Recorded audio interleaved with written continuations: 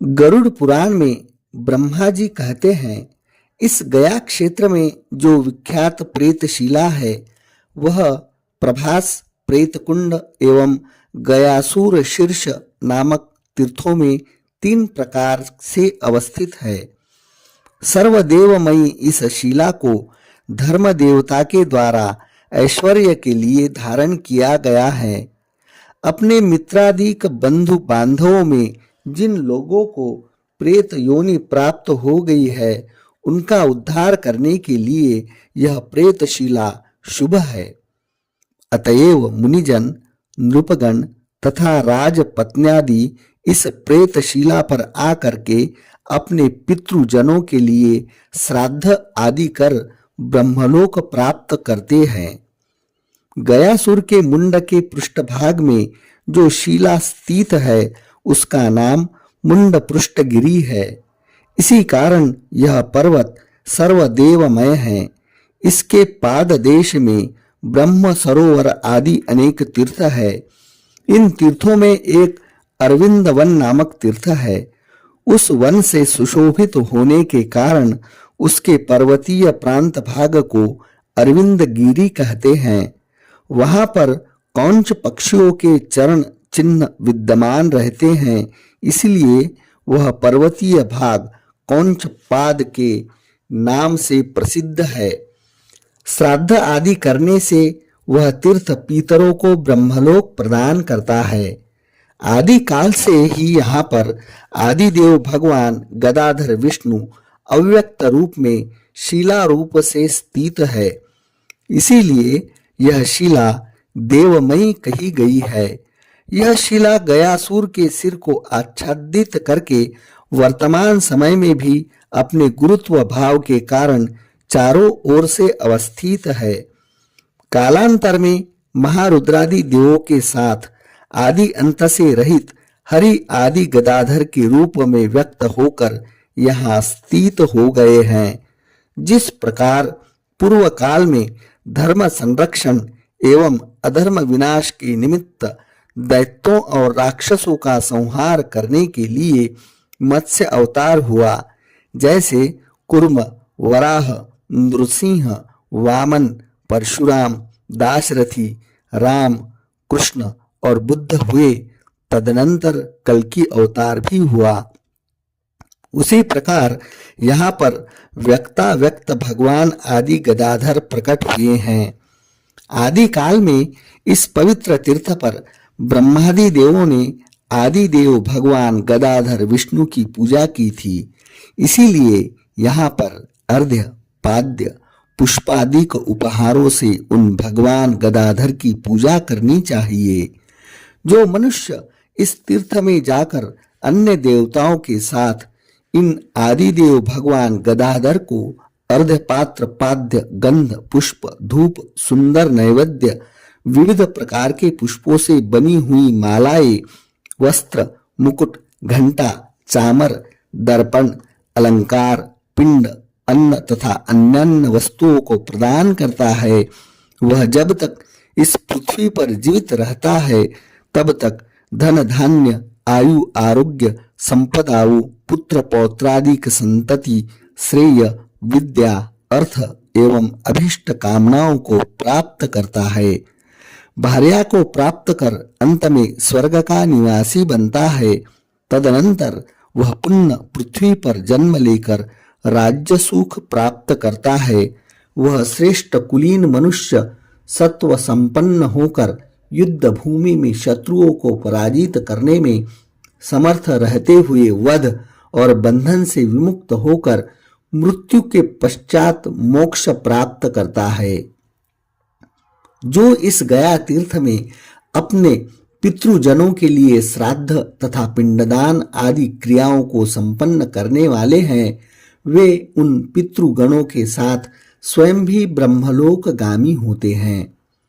जो व्यक्ति पुरुषोत्तम क्षेत्र में जाकर भगवान जगन्नाथ, सुभद्रा एवं बलभद्र की पूजा करते हैं, वे लोग ज्ञान, लक्ष्मी तथा पुत्रादिकों को प्राप्त कर अंत समय में भगवान पुरुषोत्तम विष्णु के सानिध्य में चले जाते हैं। जो मनुष्य वहां स्थित भगवान पुरुषोत्तम जगन्नाथ, सूर्य देव और गणनायक विघ्नेश्वर के समक्ष पितरों के लिए पिंडदान आदि कार्य करते हैं, उन लोगों को वह संपूर्ण कृत्य ब्रह्मलोक प्रदान करता है। इस क्षेत्र में विद्यमान कपर्दी भगवान शिव और गणेश को नमस्कार करके मनुष्य समस्त विघ्नों से मुक्त हो जाता है। यहाँ पर विराजमान भगवान कार्तिकेय का पूजन कर ब्रह्मलोक प्राप्त करता है। द्वादशादित्य सूर्य देव की सम्यक अर्चना से पुरुष सर्वरोग विमुक्त हो जाता है। भगवान वैश्वानर अग्निदेव की विधिवत पूजा करके पुरुष उत्तम कांति प्रदान करता है। रेवंत देव की पूजा करके मनुष्य उत्तम जाति के अश्वों को प्राप्त करता है। देवराज इंद्र की भली भांति पूजा करके महान ऐश्वर्य एवं गौरी देवी की पूजा करके सौभाग्य की प्राप्ति करनी चाहिए। मनुष्य सरस्वती देवी की पूजा करके विद्या, लक्ष्मी की पूजा करके संपत्ति तथा गरुड़ की पूजा करके विघ्नों के समूहों से विमुक्त हो जाता है। क्षेत्रपाल देव की पूजा करके व्यक्ति ग्रहों के समूह से निर्मुक्त हो जाता है। मुंड पृष्ठ की पूजा करके अपनी संपूर्ण अभिलाषाओं की पूर्ति करनी चाहिए। अष्टनाग देव की पूजा करके प्राणी सर्पदंश से मुक्त हो जाता है। ब्रह्मा की पूजा करके ब्रह्मलोक का पुण्य अर्जित करना चाहिए। भगवान बलभद्र की सम्यक पूजा करके शक्ति और आरोग्य तथा सुभद्रा देवी की विधिवत पूजा करके परम सौभाग्य की प्राप्ति होती है। भगवान पुरुषोत्तम जगन्नाथ की पूजा करने से संपूर्ण कामनाओं की पूर्ति होती है। भगवान नारायण की पूजा करके वह मनुष्यों का अधिपति होता है।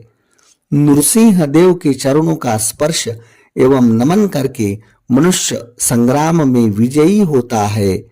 वराह देव की पूजा करके वह पृथ्वी का राज्य प्राप्त करता है तथा मालाधर एवं विद्याधर का स्पर्श करके विद्याधरों के पद को प्राप्त कर लेता है। भगवान आदि गदाधर की सम्यक पूजा करके प्राणी समस्त अभिलाषाओं को पूर्ण कर लेता है। भगवान सोमनाथ की पूजा से शिवलोक की प्राप्ति करता है और रुद्र देव को नमस्कार करके रुद्रलोक में प्रतिष्ठापित होता है। रामेश्वर शिव को प्रणाम करके मनुष्य को राम के समान अतिशय प्रिय बनना चाहिए। भगवान ब्रह्मेश्वर की पूजा करके ब्रह्मलोक प्राप्ति की योग्यता प्राप्त करनी चाहिए।